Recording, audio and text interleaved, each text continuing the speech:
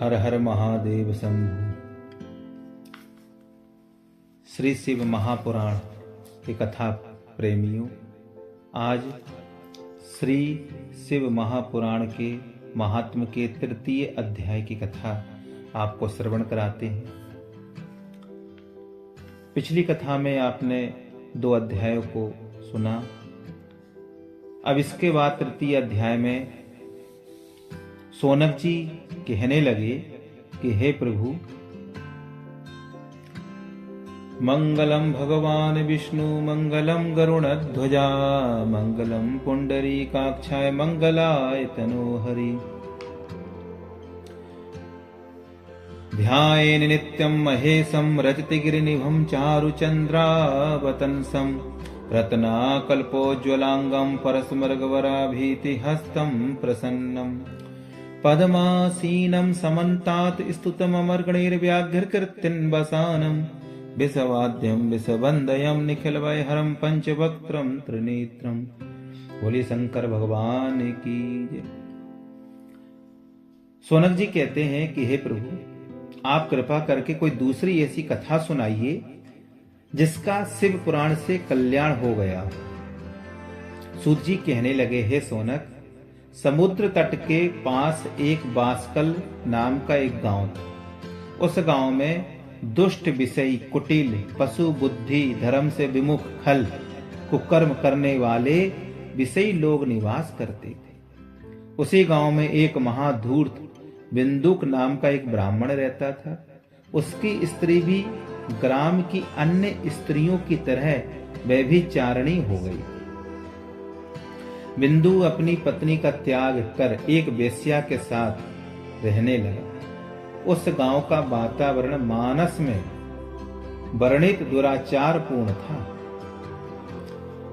सब नर काम, लोभ, रत, क्रोधी, देव विप्र श्रुति, संत विरोधी, गुण मंदिर सुंदर पति त्यागी, भजहि नारी पर पुरुष अभागी। उस ब्राह्मण की पत्नी का नाम था चंचुला। तो उस ब्राह्मण की पत्नी चंचुला भी किसी जार पुरुष के साथ काम के अंध में होकर रमण करने लगी। एक दिन बिंदुक ने दोनों को देख लिया। जार पुरुष तो भाग गया। बिंदुक चंचुला को लात घूसों से पीटने लगा। भवान प्रतिदिनम कामम रमते वेश्या कुधीः, माम विहाय स्वपत्नीं च युवतीं पति सेविनीं। चंचुला कहती है कि आप भी तो मुझ प्रतिदिन सेवा करने वाली युवती को छोड़कर वेश्या के साथ रमण करते हो। मुझे क्यों मार रहे हो? तुम भी तो जानते हो मैं रूपवती, काम में से व्याकुल पति समागम के बिना कैसे रह सकती। मैं नवयौवना, काम से विभल बिना तुम्हारे साथ समागम के काम का दुख कैसे सहन कर सकती हूं। बिंदुक कहने लगा, मैं तेरे हित की बात कहता हूं, तू उसके साथ खूब रह, परंतु उस जार पुरुष से धन लेकर मुझे दे दिया करना। मैं उस धन से वेश्या को प्रसन्न करता रहूंगा। इस प्रकार दोनों विचार कर कुमार्गामी बन रमण करने लगे, एक दूसरे रहने लगे। समय बीतने के अनुसार मृत्यु हो गई और मृत्यु के बाद बिंदुक जो था वह नरक में चला गया। चंचुला भी बहुत समय तक जार पुरुष के साथ में रहने लगी। परिवार के साथ भ्रमण करने के लिए फिर गोकर्ण क्षेत्र में गई। वहां एक देवालय देखा, मंदिर देखा। एक पंडित जी शिव पुराण की कथा कर रहे थे। उसमें एक प्रसंग में वर्णन आया, कथा के बीच में एक प्रसंग आया और प्रसंग में था कि जो स्त्री जार पुरुष के साथ रमण करती है उसे यमदूत नरक में ले जाकर लोहे के तप्त मूसल को उसके काम स्थान में प्रवेश करते हैं। इसे सुनकर चंचुला पंडित जी से कहने लगी कि हे महाराज, हे विप्र देवता, आपने कथा में जो सुनाया है वैसा ही अपराध मैं करती रही हूं। क्षणिक सुख के कारण अब मुझे नरक में जाना पड़ेगा। ऐसा कहकर अपनी सारी आत्मकथा पंडित जी को बता दी और अपने को धिक्कारने लगी कि हे विप्र, मैं नरक यातना को कैसे झेलूंगी। यमदूत मुझे अनेक यातना देंगे, आप कृपा करके मेरे उद्धार का कोई उपाय बताइए। ऐसा कहकर ब्राह्मणी पंडित जी के चरणों में गिरकर रोने लगी। बोले शंकर भगवान की जय। चंचुला की बात सुनकर चतुर्थ अध्याय आता है। अब चतुर्थ अध्याय में बताते हैं, चंचुला की बात को सुनकर के पंडित जी कहने लगे कि हे दुज पत्नी, हे ब्राह्मण पत्नी, तू भाग्यवश इस समय शिव कथा में आ गई है और शिव जी की कथा समस्त पापों का नाश करने वाली होती है। तूने अपने मन में पापों का प्रायश्चित भी कर लिया है। पश्चाताप प्राणी की पश्चाताप जो कर लेता है उसे सुंदर गति प्रदान होती है। जैसे उदाहरण में हम बताएं, जैसे शोधा हुआ दर्पण निर्मल हो जाता है, उसी प्रकार भगवान शिव की कथा को जो सुनता है और शिव की आराधना जो करता है, ऐसे प्राणी के सारे पाप नष्ट हो जाते हैं। शिव कथा, भगवान की कथा सुनकर के तेरा चित्त शुद्ध होकर तेरी सदगति हो जाएगी।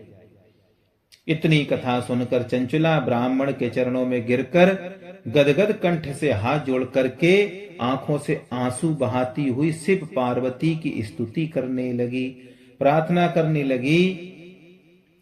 कर्पूर गौरम करुणावतारम संसार सारम भुजगेंद्रहारम सदा वसंतम हृदयारविंदे भवम भवानी सहितम नमामि।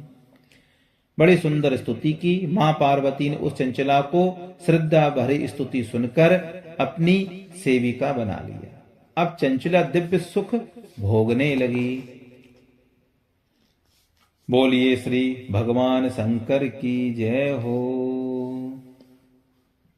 इस प्रकार पंचम अध्याय में भी बतलाए। सोनक जी कहते हैं कि हे सूत जी महाराज, इसके बाद में चंचला ने क्या किया।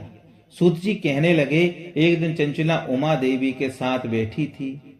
उनसे कहने लगे कि हे शंभु प्रिय, ये स्कंद माता ब्रह्मा विष्णु से सेवित सगुण निर्गुण और रूप सृष्टि और लय करने वाली तथा ब्रह्मा विष्णु महेश की सुप्रतिष्ठा करने वाली आपकी जय हो।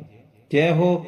आप मेरे ऊपर कृपा दृष्टि कर दो, मैं आपकी बार बार वंदना करती हूँ। चंचला की कातर विनती सुनकर भक्तवत्सला पार्वती कहने लगी, मैं तेरी स्तुति से बहुत प्रसन्न हूँ, अब तू अपनी इच्छा से वरदान मांग ले। चंचला कहने लगी कि हे माँ, मेरा वृषली पति था, वह मुझसे पहले ही मृत्यु को प्राप्त हो गया। वह इस समय किसी गति की यातना में भोगने के बाद पाप शेष रहने के कारण वह पापात्मा विंध्याचल पर्वत पिशाच योनि में दुख भोग रहा है।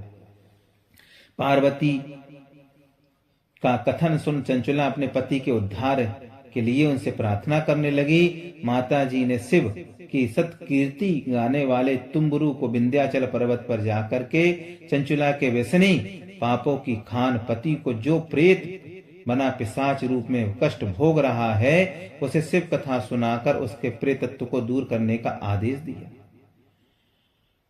तुम्बुरु ने वहां जाकर उस प्रेत को श्री शिव पुराण का महात्म और 7 संहिताओं का विधिवत कथा सुनाई, जिससे वह प्रेतत्व तथा पिशाच योनि से मुक्त होकर दिव्य शरीर धारण कर अपनी कांता के सहित पार्वती पति के गुण गाने लगा। भगवान शंकर के गुण गाने लगा। बिंदुक दिव्य आत्मा होकर विमान पर बैठ करके भगवान शंकर जी के गुण गाता हुआ कैलाश पर चला गया।